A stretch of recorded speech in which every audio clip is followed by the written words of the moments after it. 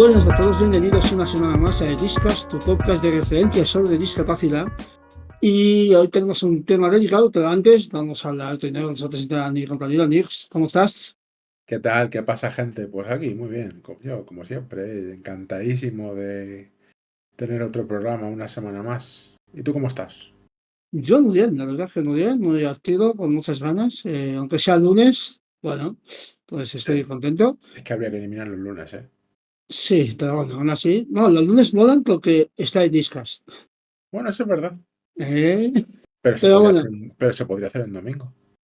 también es verdad que yo prefiero el domingo descansar. Pero bueno. Ah, bueno, también es verdad. Así que bueno, pues nada, oye, el tema de hoy, queremos decir antes de empezar que es un tema, vamos a tocar temas delicados, temas sensibles, vamos a tocar algún tema relacionado con salud mental, con capacitismo, con violencia, con suicidio, con un montón de temas un poco delicados, ¿vale? Correcto. Vais a tener arriba una etiqueta de aviso, de disco, si lo estáis viendo en directo. Y nada, y otro detallito más rápidamente antes de presentar a la invitada, es que estamos a nada de los 200 seguidores en el Discas, así que si alguno nos está escuchando ahora, a lo mejor podéis ser el seguidor número 200 del Discas en Twitch. Y de verdad Así que que, y de verdad que muchas gracias por el apoyo que nos lleváis dando ya un año, porque este podcast ya tiene un año. correcto. Ya llevamos un año. Así que muchas gracias a todos los que nos seguís por aquí, por YouTube, por Evox y por Spotify. Que joder, se agradece muchísimo el apoyo. Correcto. Y bueno, ahora ya vamos a la entrevista. Ya hemos dicho, pues, vamos a tocar temas dedicados, pero bueno, hoy tenemos como invitada a Galicia Méndez, que es activista, es activista psiquiatrizada y sobre todo una persona muy activa en general en redes y nada, que tiene un contenido muy chulo. Ya hemos querido traer aquí, así que nada, ¿cómo estás, Galicia? Hola, pues encantada de estar aquí, ¿qué os voy a decir? Pues genial, genial. Hoy Encantado de tenerte. tenemos una entrevista completita y como siempre hacemos con todos los invitados, pues empezamos con una pregunta un poco para normalizar, que es un poco de siempre, para que la gente sepa que las personas con discapacidad hacemos cosas, no solo tenemos discapacidad, ¿vale? Entonces, preguntamos siempre, ¿a qué te dedicas, Alicia? Pues yo soy QA, lo que significa Quality Assurance, o sea, me dedico a la parte de la programación en la que nosotros lo que hacemos es básicamente saber, o sea, comprobar y verificar que todo está correctamente en la aplicación. O sea, estoy en una de las partes del ciclo de la programación que es la de la verificación. Ujú. Mm, Ya qué Bueno, chulo. sí. interesante. Nada, seguimos. Next. Um, y la segunda pregunta que le hacemos a todos nuestros invitados, ¿cuál es tu discapacidad? Pues bueno, mi diagnóstico, porque no siempre las discapacidades conllevan un diagnóstico, por Ujú, desgracia o por suerte. Mi diagnóstico es un trastorno límite de personalidad y autismo, Ujú, TEA nivel 1, de nivel de apoyo 1. Tengo algunas dificultades como las que son pues las típicas de entender bromas y luego cosas pues un poco más dificultosas como pues no poder salir de casa sola o olvidarme de cuándo comer, no poder mantener una ujú. rutina, problemas de sueño, ese tipo de cosas. Necesitamos pues sobre todo perfiles sensoriales pues para saber que no, esto es un espectro, así que es lo que sí. nos incide a cada uno. Tengo una pregunta que se me ha ocurrido ahora, pero lo siento por improvisar, pero soy así. Tú me has comentado en otras ocasiones que tienes agorafobia. Sí, Temas, tengo un está enlazado, iba a decir, está enlazado con lo que, con autismo, con TDT. Pues no sabría decirte. Sí que es verdad que muchas personas que tienen autismo y que tienen TLP tienen como distintas respuestas, como el típico esto de freeze, como se diga, no me acuerdo ahora mismo, ¿sabes? Estoy muy poco verbal hoy y es un Ya, día malo para estar poco verbal, pero bueno. una de las respuestas que tengo es la del aislamiento. Entonces yo, una de las cosas que como adaptaciones que tomé fue la de tener un perrito, porque el perrito me obliga a tener rutina, me obliga a salir a la calle, además es un apoyo emocional para mí a la hora de salir, porque me siento como acompañada y eso. Entonces, no sé exactamente si está enlazado, porque yo he visto mucha variedad, sobre todo en la demostración de cómo incide el TLP en las personas y cómo incide el autismo, o sea, un espectro tan amplio. Pero sí, en mi caso sí, sí que está enlazado porque una de mis respuestas en general al trauma y al sobrepasamiento Ujú, de lo sensorial es el aislamiento. ujú. Vale. Ujú. Nada, me ha hecho curiosidad, pues está guay que lo expliques. Vale, esta es una pregunta que te queríamos hacer que, digamos que a mí me lo preguntaron por Blue Sky y digo, pues lo voy a preguntar en la entrevista y es, ¿qué es una persona psiquiatrizada?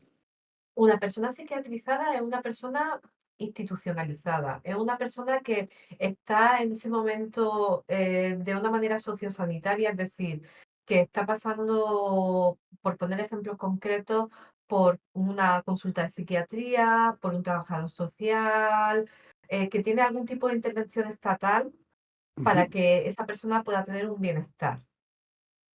Esa es una persona psiquiatrizada, una persona generalmente con un diagnóstico de salud mental y que está metida en todo el proceso de institucionalizador del Estado. Entendido. Y dime cómo es ser estar internada en un hospital psiquiátrico. Uf, Pregunta gorda, ¿eh? Gol. sí, estar internada en un hospital psiquiátrico es sobre todo es un desconocimiento de los derechos, porque cuando Ujú. la idea que yo tenía antes de que me internaran, yo os cuento un poco el proceso, ¿vale? La idea Sí. que yo tenía antes de que me internaran era una idea que venía un poco de las experiencias de hospitalización que tenía, por un lado, y por otro lado de los medios, del cine, de la televisión, de las Ujú. series. Entonces, yo sabía que no era exactamente como estar hospitalizada, pero debía ser muy, muy parecido. El, el crash con lo que es la realidad de estar hospitalizada, por ejemplo, yo tengo ovario poliquístico y me han operado de eso. La diferencia entre estar hospitalizada por una operación de ovario poliquístico y la de estar internada por una cuestión de salud mental es total. O sea, el desconocimiento sobre las cosas que puede hacer, las cosas que no puede hacer, es total.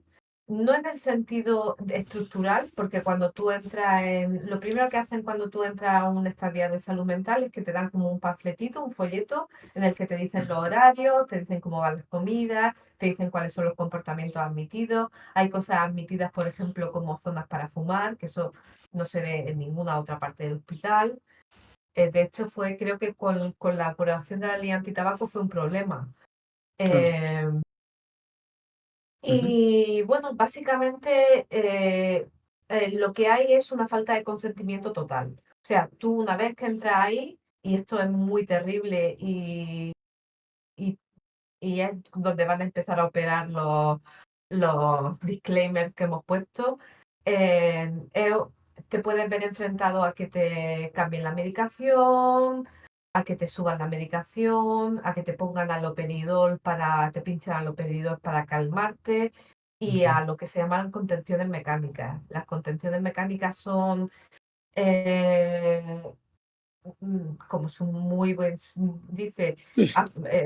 aparatos para contenerte, para inmovilizarte, que pueden ser cuerdas, normalmente son unas tiras anchas de tela que te ponen y te inmovilizan. Entonces, la Ujú. experiencia es muy ambivalente, porque por un lado tú sabes que estás en un sitio en el que deberías poder mejorar y en el que deberías tener apoyo y cuidados, pero por otra parte te encuentras una realidad en la que hay una falta de recursos y una falta de protocolos casi total. Entonces, una sensación un poco agridulce que siempre tienden a suavizar los compañeros, porque allí el tener compañeros es muy, muy, muy, muy importante. La gente, esto es muy gracioso, pero la gente se agrupa en torno a diagnósticos. Entonces están Claro, normalmente todos los bipolares juntos, todos los TLP juntos, todo, así. Y bueno, pues ya te digo, una sensación total de ambivalencia. pues esto es muy interesante. O sea, que se agrupen, digamos, como con diagnósticos comunes y demás. Ujú. Y en mi caso es súper interesante, ¿no? Porque es como, al final es buscar tu grupo donde te sientes más Claro, comprendido, ¿no? te Claro, abres porque eso. por un lado comparten muchas veces terapia, si la hubiera, hay sitios en los que no hay terapia y por supuesto en el protocolo post-COVID y luego si queréis o andaremos sobre eso, hubo yo tuve un ingreso post-COVID durante todo el protocolo de COVID y ese ingreso fue uno de los peores de mi vida, Bueno, sin paliativo. sí, sí, sí, sí. Ujú. Bueno, de esto, un poco lo que vamos a hablar en la siguiente pregunta es un poco este tema, es un poco cuál es el proceso de entrada y salida de un hospital psiquiátrico. ¿Cómo decides tú o cómo decide alguien por ti entrar o cuál es el proceso de salida? Es complicado, ¿vale? Pero un poco, porque claro, esto hay un poco mucho desconocimiento, ¿vale? Hay mucha gente que no tiene Claro. mucha idea de esto. Entonces, ya que tú has estado un poco en esto, que nos cuentes un poquito del tema de la entrada y la salida, sobre todo. Pues bueno, idealmente, porque todo esto hablamos teóricamente, hay dos tipos de ingresos. Luego las cosas se amplían un poco, pero básicamente hay dos tipos de ingresos. El ingreso voluntario, que es cuando tú pides entrar al centro de salud mental, o sea, al área psiquiátrica que te corresponda, y luego tienes el ingreso involuntario, que es cuando un profesional, bajo unos criterios que son subjetivos, decide ingresarte involuntariamente. En el caso del ingreso voluntario, normalmente se disuade bastante a la gente de ese tipo de ingreso porque muchas veces no es beneficioso. Ujú, Por lo que os estoy comentando de la falta de recursos, de la falta de terapia. Sí que es verdad que, por ejemplo, en Murcia, porque yo tengo una flor en el culo, entonces esto es muy importante que lo sepáis. Entonces, Murcia dispone de una de las pocas terapias en España que están enfocadas terapias integrales de TLP. Entonces, tú puedes pedir, por ejemplo, el ingreso a esa terapia. Y ese ingreso es totalmente voluntario. Ujú. ujú, Pero en lo que es un área psiquiátrica, en un ingreso en media estancia o en un ingreso crítico, en lo que es en corta estancia, tú tienes tres tipos de ingresos, además hay que son por durabilidad, que son los de corta estancia, que serían los críticos, los urgentes, los de media estancia, que son los que duran ya más de 2 semanas, y luego los de larga estancia, que son los que duran años, que son la gente que está ujú. internada ya perpetua. Uf, Eh, y eso sucede. Hay que sí. decirlo que en España aún hay gente internada de manera sine die, bien porque lo necesitan, porque son personas que son altamente dependientes y el Estado no ha dispuesto de las herramientas para que esas personas puedan ser cuidadas de manera domiciliaria o de una manera más ambulatoria, o bien pues porque, por lo que sea, quiero decir. Pero normalmente es el caso que estoy comentando, que no hay más recursos que eso. Ujú, Eh, toda esta, toda esta entrada. Tú cuando entras un poco a la jungla. Como he dicho, todo está muy estructurado. Tú a las 8 de la mañana te levantas, a las 8:10 tienes la ducha, tienes la ducha de 8:10 a 8:30, a las 9, o sea, luego recoges tu habitación, eh, vas a desayunar, todo está muy estructurado. Pero dentro de esa ujú, estructura, que es una estructura que facilita la vida a los trabajadores, en realidad no tanto a ti, lo que ocurre es que está sujeto a la subjetividad total de los trabajadores de ahí, ya sean sí. auxiliares, enfermeros o médicos psiquiatras. Entonces, ¿cuándo te dan el alta? Cuando ellos consideran. Tú- Uf. Ujú. Claro. Tú no puedes, Esto no tienes un título de decisión, ¿no? Tú, no o sea, tienes no ningún es. tipo de decisión. Y además, si tú entras en un ingreso voluntario y decides irte de alta y el profesional que te está viendo decide que no estás preparado para irte de alta, puede convertir tu ingreso en involuntario. Pues, Esto a mí particularmente no me ha pasado, pero sí que sé de compañeros a los que le ha pasado. sí, Entonces, o sea, quiero decir, esto no quiero que disuada a la gente de pedir ayuda, pero lo que sí que quiero es que de alguna manera empodere a la gente para saber cuáles son sus derechos. Tú tienes sí, derecho a que te presenten ante un juez y a que presenten criterios objetivos para que a ti te ingresen. Tienes derecho a llamar a un abogado. Y esto suena muy peliculero, pero puedes necesitarlo. Y sí. es necesario que la gente sepa que tiene acceso y derecho a eso. Yo le aconsejaría a todo el mundo que vaya a pedir un ingreso o que sienta que va a sufrir un ingreso involuntario, que se informe de los derechos que tiene como paciente. Ujú. Y bueno, Importante. y sobre el alta, lo que quería comentar es que el alta siempre está muy ligada también a la productividad. O sea, si tú vas a ser productivo para el sistema, entonces es mucho más fácil que te vaya a dar el alta. Si tú has conseguido un trabajo o tienes opción a tener un trabajo o hacer un trabajo no remunerado o lo que sea, pero que va a ser productivo para el sistema, tienes muchas más opciones de que te den el alta. Uf, bueno, sí. Bueno, Ujú. Sí, ya sé que sí, no, claro, es que el ligar todo esto a la productividad Claro, es un problema más del es un sistema problema. que de la salud mental, pero bueno, claro, sí, claro, por supuesto, es un problema de cómo se ve la salud mental. Y claro, bueno, ya no quiero adelantarme, pero sí, ya lo iremos comentando. sí, genial. No quiero despachar todas mis cartas todavía, mantengamos a la audiencia. Vale, vale. Guárdalas, ya. Si queréis saber más, seguid escuchando Discas. Sí, sí. Nix, adelante. Y cuéntame, ¿se trata igual la salud mental en hombres y en mujeres? ¿Se diagnostica igual? No, por ejemplo, en el caso del TLP, aunque se ha investigado que la relación es de 1 a 1, o sea, un 50% de hombres y un 50% de mujeres que sufren trastorno límite de personalidad, el 75% de los diagnosticados son mujeres. Hay Ujú, diagnósticos, sobre todo lo que representa trastornos de personalidad, y sobre todo los de clúster B, que se eh, diagnostican mucho más en mujeres, y lo que son condiciones como puede ser esquizofrenia o autismo, en general, todo ese tipo de condiciones se diagnostican mucho más en hombres. Y esto es porque a las mujeres normalmente em, no se hace caso a Sí, nuestros síntomas. Y entonces se sí. toman como síntomas ujú, histriónicos, como brotes paranoides, pero siempre con un componente de clúster B, ya sea narcisista o ya sea lo que sea. Sí. Side note, por favor, dejad de usar narcisista como, o sea, no lo digo por vosotros, lo digo por la gente que lo esté viendo. Por favor, no uséis narcisista como insulto, es un diagnóstico de salud mental, de verdad. ujú. Pues no No lo tiene sabía. nada que ver con cómo se usa. Interesante. Sí. Además, es Yo, un recordatorio para nosotros porque yo no sabía yo tampoco. O sea, que, que se Sí, usaba como insulto y sí. podemos hacer un capítulo de esto sobre por qué el abuso narcisista no es abuso narcisista. buah. Eso sería muy interesante.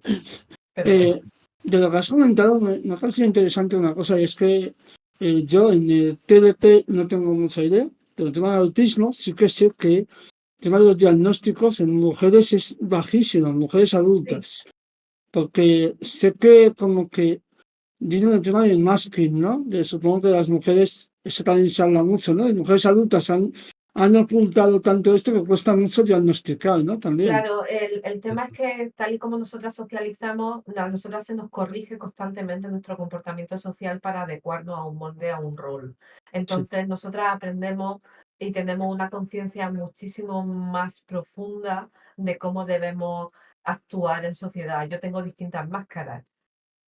lo digo. O sea, decía, no sé si era Tagore o no recuerdo, era indio. Ujú. Indio, sí. Que decía, yo tengo 7 máscaras y yo tengo miles de máscaras, porque sé cómo comportarme en muchísimas Sí, situaciones sociales. Lo que pasa es que cuando te diagnostican, y esto lo podemos hablar más profundamente más adelante también, cuando te diagnostican sufres un proceso de desenmascaramiento en el que tú en realidad no tienes parte ni partido, que no puedes hacer nada para evitarlo. Y ahora me encuentro con menos, con menos herramientas que antes, pero bueno. Sí, a sí. las mujeres, y sobre todo porque cuando yo fui a diagnosticarme, o sea, cuando yo fui a decirle a la psiquiatra porque yo estoy psiquiatrizada, claro, y tengo mis citas con la psiquiatra. Cuando yo fui a decirle a la psiquiatra, oye, aquí hay algo huyendo magmáticamente, no sé cómo decirlo, que no es exactamente el TLP. Me dijo, probablemente sea autismo, pero no hacemos diagnóstico de autismo en adultos. Y yo me quedé así como... Pues qué bien, ¿no? En fin. Bueno, esta es una pregunta que hacemos a todos los invitados en general y es ¿qué tipo de discriminación has sufrido por tu discapacidad, ya sea autismo, ya sea TDT? ¿Qué discriminación recuerdas más o cuál es la que más te impacta? La respuesta a eso es sí. Vale, Eh, eh, acoso escolar, lo primero. Sufrí un acoso escolar, yo fui una niña acosada escolarmente y os lo digo, si hay algún niño, algún niñe escuchando esto, cariño, todo va a ir mejor, sí, todo va a ir mejor, te lo juro. He sufrido acoso escolar, discriminación laboral, violencia de género, institucional. Es que se me vienen todas las imágenes y sí, eh, eh, capacitismo, por supuesto, violencia sexual, eh, discriminación ideológica de todo tipo, porque sí, hay veces que, y eso lo sabéis vosotros por experiencia, no hace falta que os cuente nada, hay veces que existir es un acto revolucionario. Ujú. tal cual. Sí, Correcto. sí. Esto lo hemos dicho muchas veces, dicho yo, que solo salir a la calle, Correcto. salir a la calle ya es un impacto que causas. Es Sí, algo, sí, y es así. existir y decir, yo siempre digo, yo no tuve nunca un armario, porque es verdad que mi discapacidad se nota porque ves que hay algo como rarito en cómo me manejo, ¿no? Hay veces que aleteo, hay veces que hago ruido, Sí, eh, eh, pero no es algo que tú, si tú me pones en una foto, no ves nada. claro, Eh, Pero es verdad que yo nunca tuve un armario porque en el momento en el que yo fui diagnosticada, eso se esparció como la pólvora, porque eso fue en 2009 y en 2009 no había de lejos la conciencia social que hay hoy en día. Entonces fui señalada como la loca. Y la loca hace cosas que es de loca, la loca es que no, ¿sabes? No puede. Y lo peor de todo, y esto es algo que quería hablar con vosotros fuertemente, es que te llegas a creer ese papel. Y sí, la peor discriminación que sufre uno es la discriminación que uno se va haciendo. Porque llega un momento en el que dices, sí, es verdad, estoy loca, yo no soy capaz de hacer nada con sentido, no, todo mi vida es un cúmulo de errores porque no soy capaz de ver como ¿sabes? De una sí, forma derecha la realidad y esa discapacidad, eh, ese capacitismo, perdón, ese capacitismo internalizado que tiene sí. es quizás la peor discriminación que uno sufre. Sí, yo, Sí, yo totalmente. puedo hablar de mí mismo y es que he estado como 15 o 20 años de mi vida negando mi discapacidad y discriminándola. No quería decir la palabra discapacidad, no quería decir lo que me pasaba y sobre todo me sentía mal conmigo mismo constantemente. Entonces Claro. me culpaba ni de todo. O sea, era una cosa Nada. como, bueno, pues no salía de casa y decía, bueno, esto es lo normal. No salir de casa, lo normal. Claro, Y yo te puedo decir que yo llegué a un momento en el que pensé que lo normal es que yo estuviera fuera de todos los grupos y lo normal es que yo no tuviera amigos y lo normal es que Sí, yo fuera totalmente rechazada. Y eso no, porque algún sí, problema tenía que tener. Y, y cuando me dieron el primer diagnóstico de TLP dije, ah, efectivamente tengo un problema. Pero el diagnóstico de autismo, que creo que es algo que hablaremos después también, sí, me lo tomé de otra manera. sí, correcto. Bueno, Ujú. seguimos. Mm, Next. ¿En qué te afecta en tu día a día el TLP? Cuéntame. Pues yo el TLP lo tengo muy trabajadito, siempre lo digo, ¿no? Yo el TLP, bueno, yo la primera vez que fui a un psicólogo tenía 3 años, Joder, Ujú, wow. porque empecé a autolesionarme con esa edad, claro. Tenía como entonces no lo sabían, ¿no? Dijeron probablemente, porque claro, las niñas no son autistas, probablemente tenga TDAH. Y entonces a mis padres le dieron como un listado de normas que seguir, que no sirvieron absolutamente para nada, excepto para constreñirme aún más y para que me autolesionara más. Entonces, yo llevo en terapia de manera intermitente, he hecho todas las terapias que existen, todo, MDR, Gestalt, psicoanálisis, dialéctico conductual, cognitivo conductual, terapias ¿cómo se llama esto? ¿De enlace afectivo? No, ¿cómo se llama? Sí, terapias de transferencia, he hecho todo, todo, porque yo ya no sabía qué hacer. Entonces, el TLP lo tengo muy trabajadito porque una cosa que os quiero decir, allí, todo, en el mundo donde estéis, chicos y chicas y chiques con TLP, el TLP se puede trabajar. Esto no es una condena crónica. El TLP, hay una diferencia fundamental entre lo que es una condición, por ejemplo, el autismo, que tú naces con ella, porque es una condición del neurodesarrollo, y un TLP. Los trastornos de personalidad siempre son trabajables. Entonces, ¿cómo me afecta ahora mismo, hoy en día, en mi día a día? Muy poquito, porque ya tengo todas las herramientas para bajarme al suelo, para respirar. De hecho, dicen, oh, Gali, qué paciente que eres. Y no es paciencia, es terapia. claro. Es terapia, todo es terapia. Entonces, ahora mismo me afecta muy poco, porque antes sí que me afectaba en autolesiones, conductas de riesgo, conducir de manera arriesgada, hacer apuestas, hacer graffiti, pero hacer graffiti no hacer graffiti normal, sino irme a hacer un ave, lo siento muchísimo, esto ya prescrito, lo puedo contar, hacerme saltar por encima de verjas con cuchillas así, hacer cosas absolutamente locas y que me podrían haber costado la vida en muchas ocasiones. O sea, tengo historias.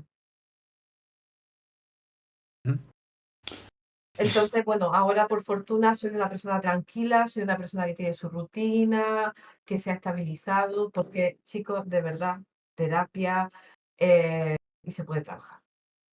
Se puede trabajar, de verdad. Puedes parar de autolesionarte, puedes parar de comer de manera compulsiva, puedes parar de hacer todos esos comportamientos como muy desadaptativos, pero que realmente adaptan un gran sufrimiento interior. Y tengo una pregunta así que se me ha ocurrido, que es que hemos hablado de TLT, pero ¿podéis hacer un pequeño resumen de lo que es para la gente que no lo sepa? Mira, el TLP se resume en que es un patrón de relaciones inestables. Es decir, tú te relacionas de manera ambivalente e inestable con todo. Todo te parece bien y mal al mismo tiempo, todo es blanco y negro exclusivamente y quizá al mismo tiempo, ¿sabes? Ujú. Sí. El TLP tiene una serie de características que, pues, por ejemplo, eso, las conductas muy extremas, conductas explosiones de ira, casi todo lo que está tipificado, pues autolesiones, casi todo lo que está tipificado en el TLP es horrible. O sea, Ujú. eh, y hay unos sufrimientos extremos y unos sentimientos crónicos de vacío en el que tú llegas a pensar que no existe, que no Ujú. existe. Ujú. que no existes, que tu existencia es como una especie de ensoñación y que cuando la gente se va y no tienes validación de ello, y ahí yo, por ejemplo, he llegado, esto a lo mejor es duro a admitir, ahí, además como persona hace que soy, pero yo he llegado a consumir sexo compulsivamente por tener validación externa para sentir que existía. O sea, Sí. el TLP es sufrimiento, es como si estuviera en carne viva, absolutamente. Vale, así la gente tiene Sí. un poquito de contexto. Pero vamos a seguir hablando de TLP, pues os lo decía un poquito. Mm. Bueno, ahora seguimos con la entrevista y el tema es: ¿el TLP aparece o naces con ello o cómo se origina? Como he dicho antes, el TLP aparece. El TLP, en mi opinión, y esto es mi opinión, es una respuesta al trauma, es una respuesta desadaptativa al trauma. Tú, es verdad que hay estudios que hablan de predisposiciones genéticas y para ti ni para tan, está por ver.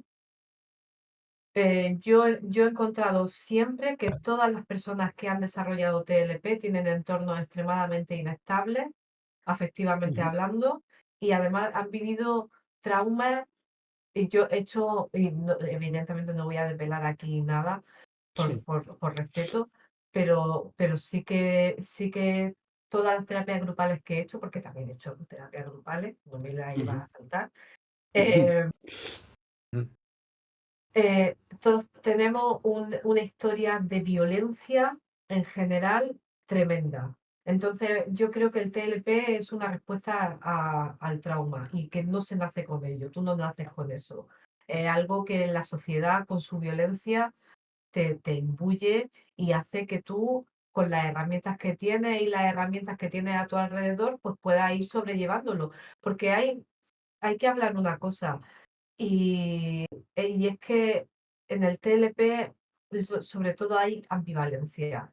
Hay un gran deseo de vivir, un gran deseo de morir, un grandes deseos de hacer cosas, deseos de no hacer nada. Es todo un pensamiento dicotómico absoluto. Luego tienes fases maníacas en las que crees que eres absolutamente, porque el TLP puede estar asociado también a la ciclotimia y eso es distinto del bipolar. Ujú. Porque las fases, si en el bipolar las fases de maníaca y depresiva son largas, que duran meses, la ciclotimia es cuestión de minutos. Entonces Ujú. yo estaba bien y de repente estaba y pasaba por 7 fases distintas a lo largo del día y eso es absolutamente agotador también. Yes. ¿Qué me puedes contar de la fuerte vinculación entre el TLP y el suicidio? Pues bueno, como he dicho, los TLP tienen en general, nosotros tenemos, los diagnosticados con TLP tenemos muchísimos intentos de suicidio y por desgracia muchos intentos exitosos de suicidio. Ujú. Em, uf, yo he tenido 2 intentos muy graves de suicidio, he tenido otros intentos menos graves, pero he tenido 2 intentos muy graves de suicidio y he perdido a mucha gente Ujú. por esto. Ujú. Entonces, lo único que os puedo decir es que la ayuda que vaya a tener como persona suicida no está en las instituciones, desgraciadamente. Estamos luchando por ello, ojo al dato. Eso no quiere Ujú. decir que no vayamos a Sí. luchar por ello, pero está a vuestro alrededor. Es siempre las redes Sí. de cuidado son lo que os va a salvar. Y en último término, vosotros podéis salvaros siempre. Siempre, siempre, Mm. siempre, siempre, siempre hay una luz más allá. Siempre. Hay que Eh, buscar ah, espacios seguros. Sí, sí, sí. Correcto. siempre lo Es, digo, es además, muy duro siempre es para muy mí importante. hablar de esto porque Sí. he perdido a mucha gente, Ujú. pero lo llevo todo en el corazón. Ujú. Sí, bueno, es que Sí, es un tema bastante duro Sí, pero bueno, siempre lo digo y es muy importante tener una red de apoyo que te apoye. sí, sí, Aquí estamos, no vamos a parar de decirlo. sí, hay que buscar Y siempre os lo redes digo de en apoyo. serio, y yo no soy terapeuta, ni soy profesional, ni soy nada de nada. Yo solamente soy una tía muy enfadada. ¿Sabes lo que te digo? Ujú, Que eso es ujú, algo que dice mucho Blue Dementia y me encanta de ella. Yo solamente ujú, soy una tía muy enfadada, pero os lo juro, si vosotros tenéis pensamientos suicidas, si estáis solos, si no sabéis qué hacer ni a quién acudir, abridme un DM, porque yo estaré allí para vosotros, aunque sea esos 15 minutos que hacen falta. ujú. No puedo solucionaros la vida, porque no me la puedo solucionar ni yo, ¿sabes lo que te digo? Pero puedo estar allí por lo menos esos 15 minutos que hacen falta para tirar más adelante, porque son 15 minutos, tío. Son 15 minutos, de Sí, verdad. Correcto. sí, correcto. Eso es. No, yo también la sensación de que tenéis, o sea, yo creo que hay que buscar siempre ayuda, en mi opinión. Creo que Sí, hay que buscar espacios seguros, hay que buscar apoyos, hay que buscar, Hay que buscar sobre todo, apoyo y hay que buscar apoyo también internamente, dentro de uno sí, mismo. Eso es muy importante porque yo día a día convivo con ideación suicida y es muy difícil convivir con ideación suicida, es muy habitual entre el TLP. Además, paradójicamente, hay algunas medicaciones que nos dan, y esto se comenta poco, eh, que inducen hacen que se incremente la sí, ideación suicida. Entonces, claro. por una parte, yo pediría que los profesionales informen mejor sobre la medicación psiquiátrica que nos den Ujú, y que algunas veces, que esta medicación algunas veces influyen en todas estas ideaciones, porque cuando lo saben, eso se amortigua. Y luego les pediría a todas esas personas que han tenido un intento de suicidio, que han sufrido ideación suicida, que lo cuenten, sí, que hablen de ello, porque tendemos a pensar que cuando más hablamos de ello, más se va a producir, y es al revés, cuanto más hablamos de ello, menos sucede, porque más acompañados nos sentimos, menos solos estamos y más sabemos que pertenecemos a una cantidad de gente sí, tremenda, porque es que hay que decirlo, se suicida mucha gente a final de año, se sí, suicida muchísima gente, es la primera causa de muerte no natural. ujú, sí. Entonces, bueno, Hay que quizás decirlo. sí, es hora de hablar de ello. Sí. correcto. Bueno, pues ahora vamos a volver un poquito a la parte ya más de enzado, ¿vale? Vamos a Vale, enzadarnos más, vale, ¿vale? Enzadar, sí, lo necesito. eso da placer, enzadar siempre da placer. Sí, A ver, siempre está guay. ¿con qué barreras te has tenido que enfrentar en la sociedad? ¿Con qué barreras? Pues igual que con la discriminación, con todo tipo de barreras. Yo, sobre, pues por ejemplo, las barreras en los estudios es lo que peor llevo ahora mismo. O sea, el ambiente Ujú, laboral más o menos lo he podido solucionar, pero lo peor llevo son los estudios, porque cuando tienes un diagnóstico y te pueden hacer adaptaciones, entonces viene el profesor y te dice, pero es que si te hago la adaptación a ti, se la tengo que hacer a todo el mundo. Y yo le digo al profesor, bueno, si todo el mundo la necesita, tendrás que hacerla. claro, Claro. Eso también me lo claro, decía ¿No? mucho a mí. Claro, es como, no es que no te voy a hacer tonto, no es que no me estás haciendo tonto, me estás equiparando equiparando con los demás las claro, oportunidades que tengo. No estás dándome un plus, ni me estás ayudando ni me estás regalando la nota. Lo que claro, estás haciendo es darme una cosa que es un derecho humano mío, que es proporcionarme acomodaciones. tal cual. Y además hay que decir más, yo siempre digo lo mismo, y es que hay que decir menos ventajas y beneficios y decir más ayudas, porque realmente es lo que recibimos. O sea, ayudas, adaptaciones, no es lo mismo que beneficios, que no estamos partiendo del No, mismo no, punto. no, totalmente. Es que no, es que yo no he tenido ningún beneficio nunca por todas las Claro, cosas que he sufrido, al revés. Lo único que he tenido ha sido que me ha costado las cosas el doble o el triple, porque claro. eh, em, ha sido muy difícil para mí llegar a tener un trabajo. Hay que decir una cosa, ¿eh? Por ejemplo, barreras a las que me enfrento, las mujeres con autismo tienen de un 70 a un 95% de paro estructural.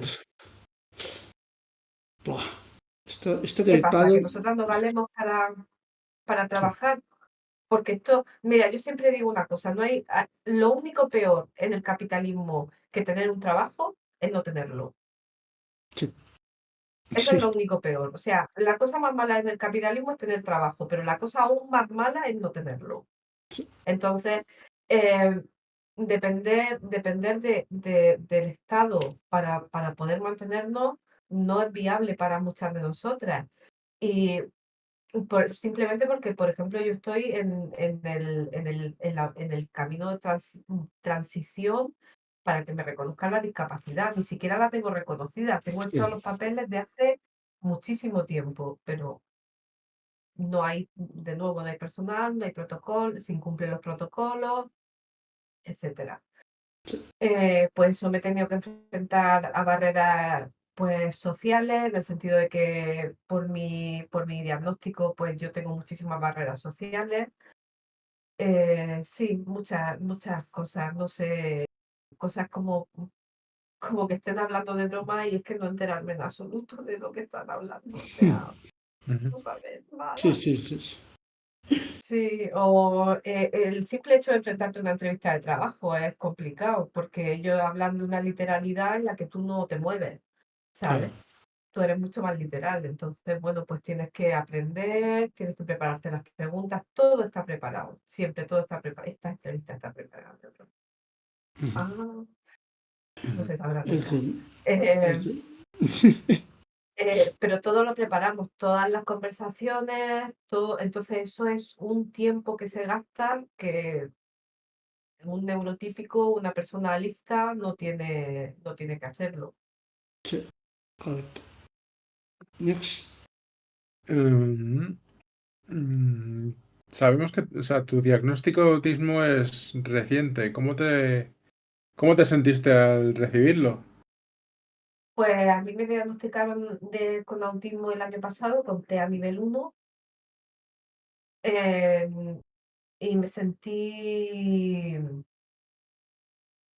aliviada, llena de miedo también, Mm, eh, y muy cansada, porque yo pensaba, o sea, que tenía, no sé, que se me abría un nuevo, vamos, pensaba y pienso que se me abría un nuevo campo de batalla en el que batallar para nuevas acomodaciones, como efectivamente así está siendo, como con nuevas formas de trabajar, porque he descubierto que algunas de las terapias que hice fueron contraproducentes para adaptarme al autismo, o sea, claro, cosas como que yo aprendí en terapia,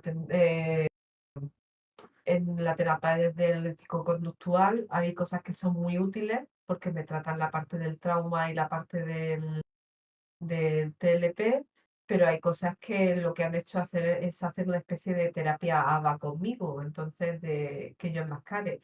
Y como he dicho anteriormente, cuando una vez que a ti te diagnostican como adulta, toda la máscara que tú tienes social empieza a resquebrajarse. Es un proceso que sufrimos todos. eh, y en ese proceso sufres bastante. Y yo tuve un capuzón bastante serio este año pasado, bastante serio. O sea que ha sido una mezcla de sentimientos muy heavy. Mm. ujú. Normal, normal. Esto Sí, es un poco normal. lo del alivio y al mismo tiempo las barreras de repente que se te levantan. Es como, ¿no? Es un poco como sentirte Sí, que tienes ese sentimiento de que comprendes una sí, o cosa sea, de ti. justo cuando sales, es que es como la etapa del duelo, justo cuando sales estás como súper aliviado porque es como, es que yo lo Claro, sabía, súper aliviado y un poco enfadado, y es que yo lo sabía, es que yo no sé sí, qué, es que, uff, menos mal, madre mía, ahora me encaja todo, ahora sí, claro, esto, porque había claro, cosas que me pasan de pequeña, ¿no? Que ahora mismo decía, le llamaba a mi madre y le decía, ¿te acuerdas esto que me pasaba de pequeña? Sí, pues era por esto era por, claro, ¿sabes? Claro. Y entonces te empiezan a encajar un montón de cosas, pero también empiezas, pues eso, a deconstruirte, porque sí, el diagnóstico de autismo es una deconstrucción en sí misma, y ya no sabes quién eres, porque ¿quién soy yo? Yo con la máscara, yo sin la máscara soy yo, ¿quién soy? Claro, Entonces te metes en un problema de identidad bastante gordo del que todavía, evidentemente, no he salido. sí. Venga, siguiente pregunta, estamos cerca del final, pero bueno, vamos a ver. ¿Crees que se habla suficiente de salud mental en España? Bueno, y en la sociedad en general. ¿Cómo? Perdón. ¿Crees que se Me- habla suficiente de salud no, mental? no, en absoluto. Y lo que se habla de salud mental es súper descafeinado y vainilla. Sí, Lo que se habla de salud mental es, no, la ansiedad, tal. Nunca hablan de gente con esquizofrenia paranoide, nunca hablan de gente con bipolar, nunca hablan de gente TLP, nunca hablan de narcisismo, nunca de el narcisismo de verdad, sí, nunca hablan de autismo y siempre que se habla de eso, no es, y esto sonará mucho, no es desde los propios eh, vividores experienciales de eso, claro, sino que Sí, es de parte de familiares, sí, correcto. profesionales, etcétera, etcétera, etcétera. sí, lo Entonces, ¿se típico. habla suficiente sobre salud mental en España? No, se habla poco y mal, Sí, porque eh, entiendo que la ansiedad es un proceso de salud mental por el que podemos pasar todo y por el que podemos podemos tirar de ese hilo para que haya más empatía con respecto a otras cosas, ¿no? Pero es que yo he tenido disociaciones, es decir, yo he perdido la noción del yo, ujú, por explicarlo de una manera, o sea, yo he tenido un completo como si me apagaran los plomos por la cantidad de ansiedad que tenía y por sí, el trauma. O sea, ujú, yo he vivido, he tenido episodios disociativos que me han durado días. ujú. Y eso, de eso hay que hablar Sí, también, porque eso hay que hablar. existe, Correcto. aunque incomode. Y ya que hemos sacado este tema, quería un poco añadir para la audiencia que nos está escuchando, nos está viendo, la palabra cuerdismo, porque hablamos mucho de capacitismo, Sí, pero se usa mucho la salud mental para insultar a la gente. Y esto es una demasiado. cosa que no se habla, que realmente sí se habla para insultar, lo cual es bastante Sí, horrible. claro, nosotros somos el punching ball de mucha gente, incluso yo lo he llegado a utilizar, quiero decir, es que nunca Sí, estás libre de sí, eso, pero el cuerdismo es algo que va más allá, porque el cuerdismo incluye también las violencias institucionales, incluye la falta de protocolos, sí, incluye muchísimas cosas, ¿no?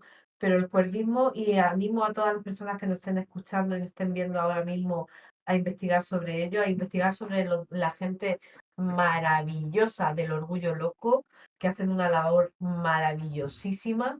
Les invito a investigar sobre el cuerdismo, porque el cuerdismo es una violencia estructural que sufrimos las personas que estamos psiquiatrizadas y que estamos consideradas locas. Yo sí. estoy orgullosamente trastornada, no me importa decirlo. eh, Soy orgullosamente autista y eh, podrán hacer lo que quieran conmigo, pero nunca podrán quebrar mi espíritu. Pues muy bien, eso es lo que hay que decir. Y de hecho, yo estaba pensando en el cuerdismo porque he pensado, lo que conozco es, la persona que he pensado es Ayuso, ¿vale? Porque es una Ah, sí. persona que usan constantemente sus iniciales para llamarla Sí, loca. sí, Claro, siempre. para insultarla. A mí me parece terrible porque eh, no hay una cantidad muy razonable de motivos para Claro, criticar a esa persona.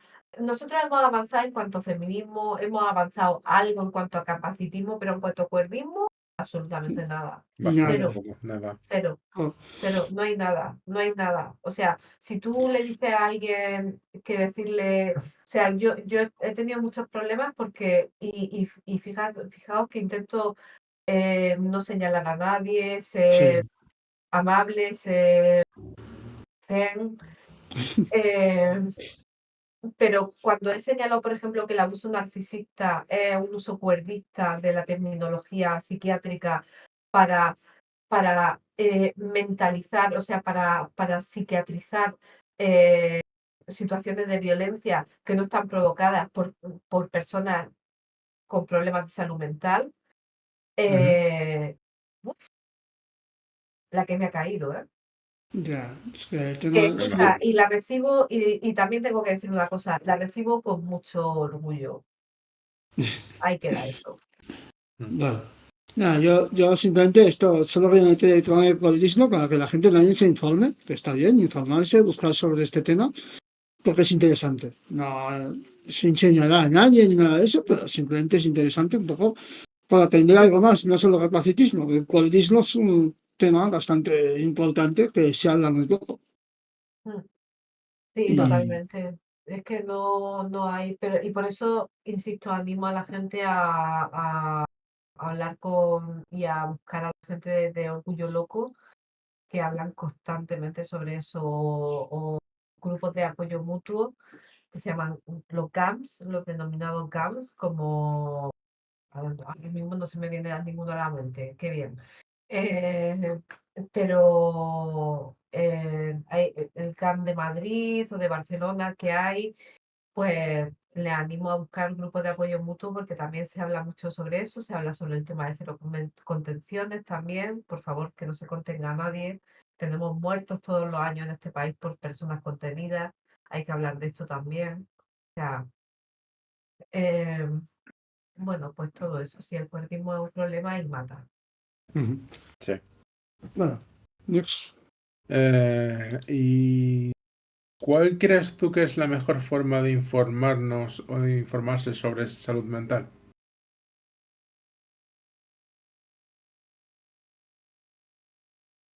¿Hola?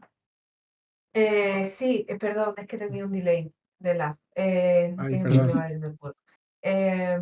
Yo creo que la mejor manera de informarse es escuchar a las personas psiquiatrizadas. Como he dicho, la gente del Orgullo Loco es de las personas que mejor informa. O sea, como a cualquier persona discapacitada y como a cualquier persona no normativa, o sea, personas racializadas, personas trans, personas no binarias, personas que están en el límite del género, en el límite de las orientaciones sexuales.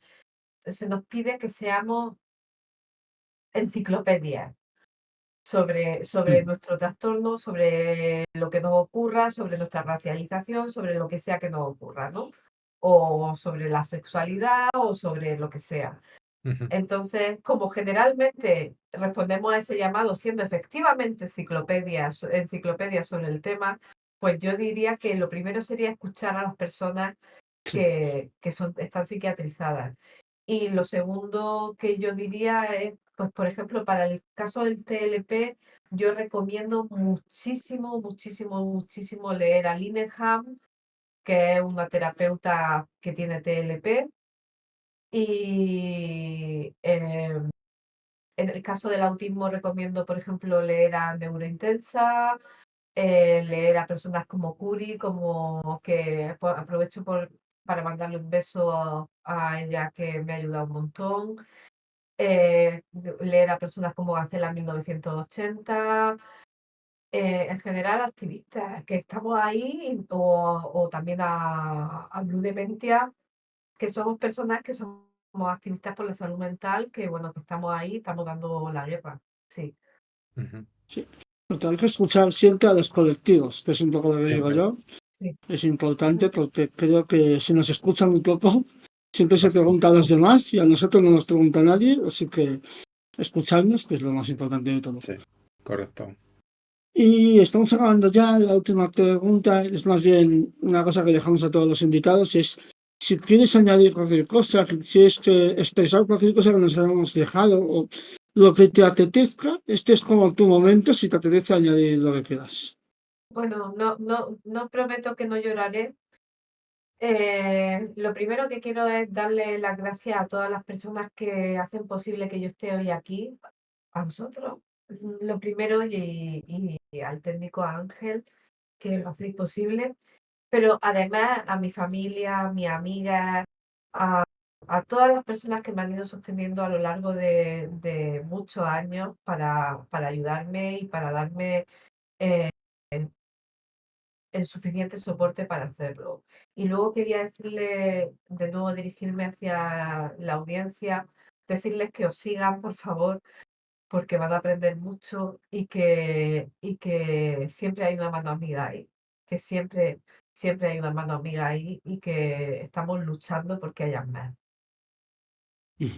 Correcto. Pues genial. Ha sido un placer enorme que estuvieses por aquí Sí, y te vamos a llamar muchas más veces porque hombre. necesitamos información, necesitamos opinión desde la mano. Cuando toquemos cualquier tema de estos, te llamaremos, así que nada, ya sabes, estás invitada siempre. Y poco más, y ha sido un programa bastante intenso y Sí, hemos aprendido un montón de cosas hoy. sí, Así que hemos aprendido un montón, sí. sí, sí. Y ya sabéis que todos los lunes a las 7 de la tarde estamos en Twitch haciendo el directo y este programa siempre sale un ratito después en YouTube, en iVoox, en Spotify y en todas las demás plataformas. Ha sido un placer, como siempre, como todos los lunes. Y nada, nos vemos la semana que viene con un nuevo Discas. Y eso, os deseo una gran semana. Y nada, hasta luego a todo el mundo. Hasta luego. Hasta luego, gente.